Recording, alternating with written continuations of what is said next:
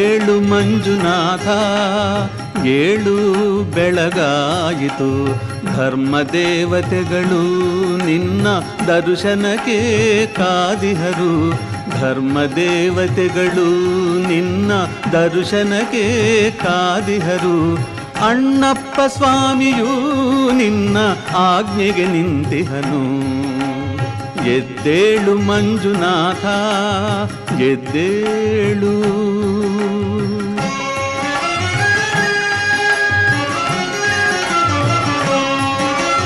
ಮುನಿಗಣಗಳು ಸ್ತೋತ್ರ ಮಾಡುತ್ತಿಹರು, ಮುನಿಗಣಗಳು ಸ್ತೋತ್ರ ಮಾಡುತ್ತಿಹರು.